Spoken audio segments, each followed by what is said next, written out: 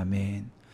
네, 우리 함께 봉독한 본문 말씀 통해서 이 경고라고 하는 제목의 말씀으로 함께 하나님의 말씀 받도록 하겠습니다.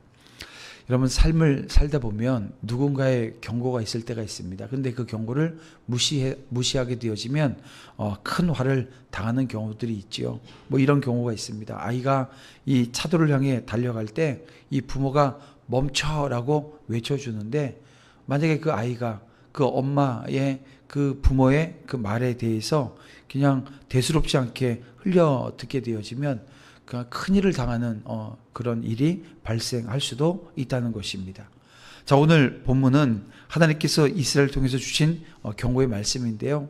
심판이 이미 문 앞에 다가왔습니다. 근데 백성들은 여전히 현실을 인정하지 않아요. 부인해요. 여전히 아직은 괜찮다, 그날은 멀다 라고 하면서 자기 위안하며 삽니다. 하나님은 그런 완고한 백성을 향해서 먹고 마시는 일상 속에서도 두려움을 심으셔요. 더 이상 지체하지 않는 그 말씀의 성취를 경고하십니다. 그래서 오늘 본문 말씀을 통해서 우리는 무엇을 우리가 배워야 되겠습니까? 두 가지 메시지를 우리에게 주고 계시는데, 그 메시지를 우리가 이 아침 함께 말씀으로 담아내길 원합니다. 하나님은 에스겔에게 참 이상한 명령을 하십니다. 이 18절 말씀에 보니까, 인자야 너는 떨면서 내 음식을 먹고 놀라고 근심하면서 내 물을 마시며 라고 말씀하고 있습니다. 여러분, 한번 이 장면을 한번 상상해 보세요. 이웃들이 바라보는 앞에서 에스겔이 막 손을 벌벌벌 떨면서 빵 조각을 들고 겁에 막 질린 얼굴로 물을 마시고 있는 겁니다. 아마 사람들이 수군댔을 거예요. 저 사람 왜 저러지? 밥을 먹는데 왜 저렇게 먹냐고 아마 했을 거예요. 그런데 여러분, 이 에스겔이 지금 하고 있는 것은 뭐 이렇게 연극을 하고 있는 게 아닙니다. 그는 하나님의 메시지를 삶으로 보여주는, 어떻게 보면 살아있는 경고 표지판이었던 겁니다. 여러분, 이것이 무엇을 의미하는 것입니까? 심판이 임하면 사람들의 가장 평범한 일상이 무너져 내린다라고 하는 것을 경고해 주는 거예요. 먹고 마시는 일조차 벌벌벌 떨고 질린 얼굴로 먹고 마시는 거예요. 여러분, 이 공포가 임했다는 것입니다. 평범한 가정의 저녁 식탁마저 두려움에 잠식되는 날이 온다는 것을 지금 보여주고 있는 것입니다. 근데 이게 에스겔이 이런 장면을 처음 보여준 게 아니잖아요. 성경 여러 장면을 통해서 이런 모습을 보여주고 있습니다. 노아 시대 때 보세요. 노아 시대 사람들은 비 오는 날이 마지막 날이 될 줄 몰랐습니다. 그래서 먹고 마시고 장가가고 시집가고 하던 날 홍수가 임해서 모든 걸 다 휩쓸어가 버립니다. 일상의 평안이 하루아침에 무너져 버린 겁니다.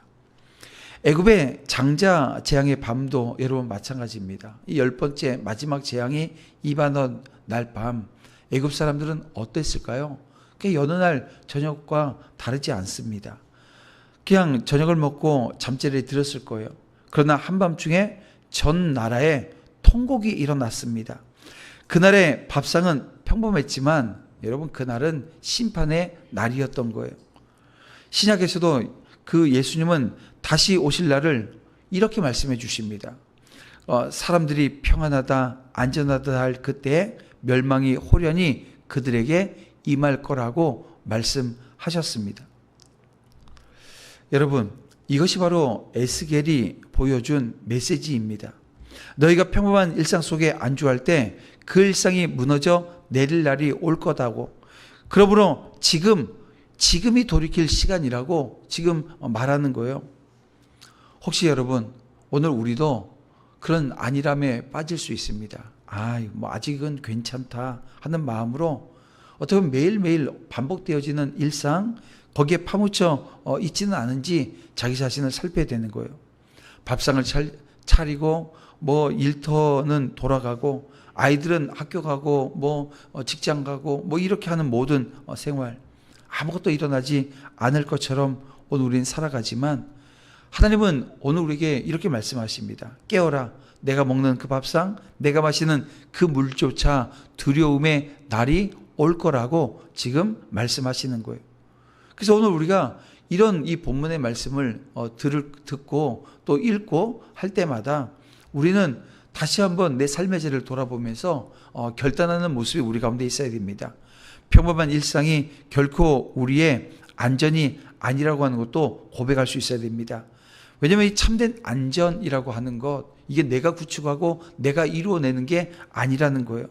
오직 하나님의 말씀에 순종하는 삶, 주님 안에 거하는 삶 속에 있는 겁니다. 그래서 오늘 이 말씀을 듣는 오늘 우리의 식탁이, 그리고 우리의 가정이 그 주님의 임재가 항상 함께하는 거죠. 주님께서 임재하여 주셔서 그래서 지켜주시는 겁니다. 그래서 은혜의 자리가 되도록 오늘 해야 되는데 어떻게 해요? 그 방법은 계속해서 반복적으로 지금 에스겔서 통해서 오늘 우리에게 주시는 말씀인데요, 회개하는 거예요. 그리고 하나님 주시는 말씀 앞엔 순종하는 겁니다. 이걸로 우리는 준비하는 거예요. 다른 준비가 없는 겁니다. 회개와 순종이 여러분 오늘 우리가 할 수 있는 최선의 준비라는 걸, 이거는 하나님 주신 말씀이니까 그대로 따르면 되는 겁니다. 또 당시 백성들은 이렇게 말했습니다. 22절에 보니까 날이 더디고 모든 묵시가 사라지리라. 무슨 얘기입니까? 하나님의 말씀이 지체된다. 아직은 아무 일도 일어나지 않는다. 이게 스스로를 속이고 있었던 것입니다. 근데 하나님은 이런 말하고 있는 이들에게 아주 단호하게 말씀하세요. 25절에 보니까 내가 하는 말이 다시는 더디지 아니하고 응하리라.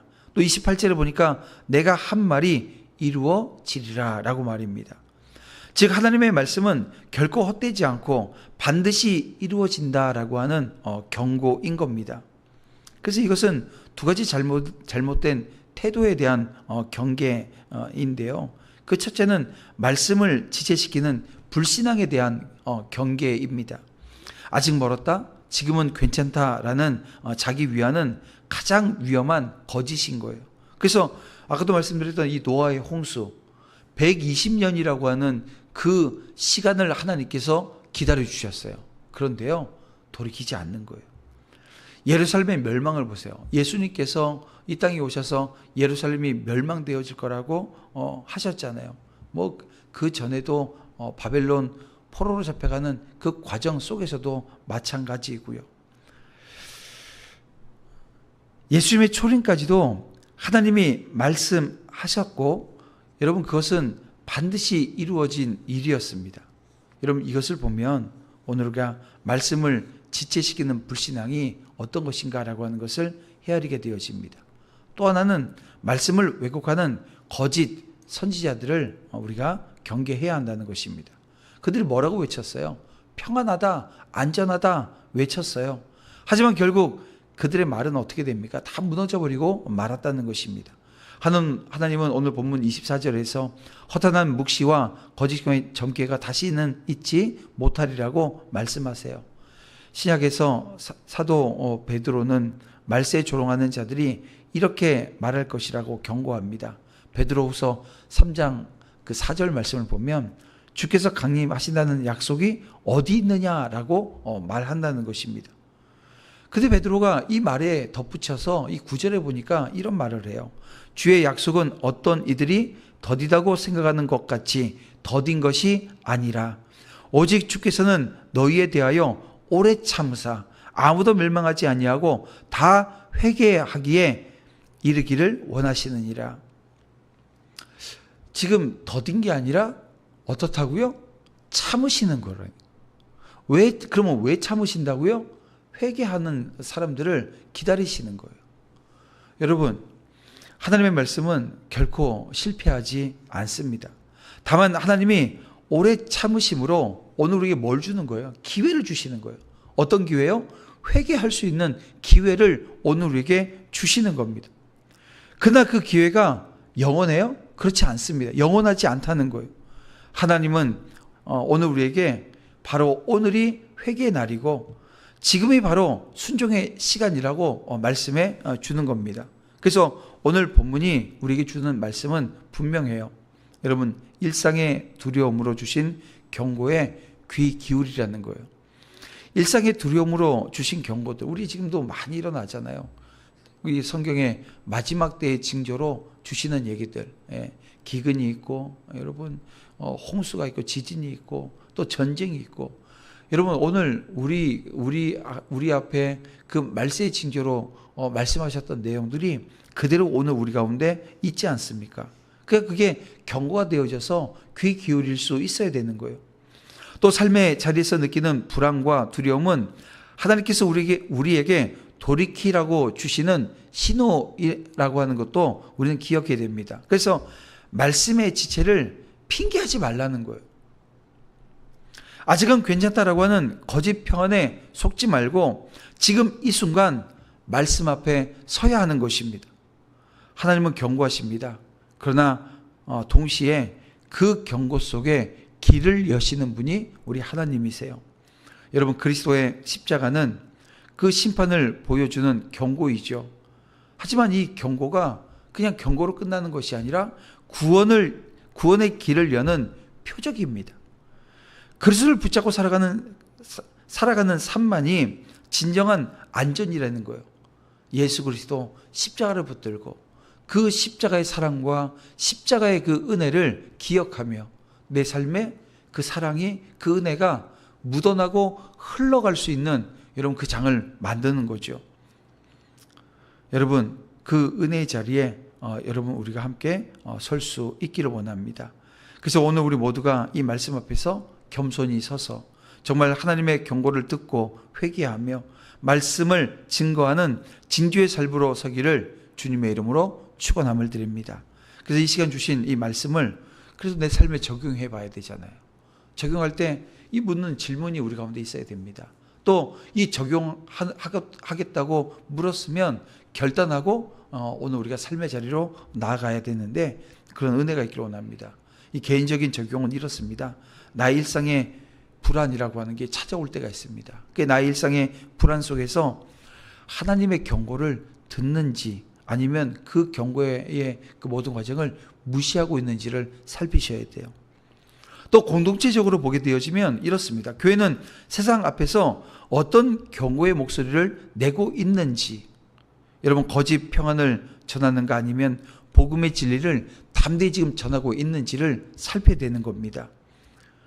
예수 그리스도의 십자가는 최후 심판을 미리 보여주는 경고이자 동시에 피난처로 보여주는, 여러분 피난처를 보여주는 복음인 겁니다. 그 복음적 삶의 자리에 오늘 우리 모두가 설 수 있기를 원합니다. 마지막 때에 오늘 우리가 붙들 것은 십자가 복음입니다. 이 십자가 복음 안에서 그 복음을 전하고 마지막 때 사명 감당하는 저와 여러분 우리 모두가 되어지기를 주님의 이름으로 축원함을 드립니다. 이렇게 주신 말씀 붙들고 이 아침 함께 기도하기를 원합니다. 기도할 때 이렇게 기도하며 나아갑니다. 주님, 우리가 하나님의 경고를 무시하지 않게 하시고 오늘 회개와 순종으로 응답케 하여 주시옵소서. 교회가 세상 속에서 심판과 그 구원의 진리를 선포하는 이 경고의 나팔이 되게 하여 주시옵소서. 우리 다 같이 주여 한번 부르면서 정말 간절한 마음으로 함께 기도하며 나아갑니다. 주여 아버지 인도해 주시옵소서. 함께하여 주시옵소서. 마지막 때를 살아가며 하나님 말씀 앞에 서기로 나오니 주의 은혜가 우리 가운데 넘치게 하시고 말씀의 기쁨이 넘쳐서 삶의 자리를 돌아보고 믿음의 한 걸음을 내어드릴 수 있도록 인도해 주시옵소서.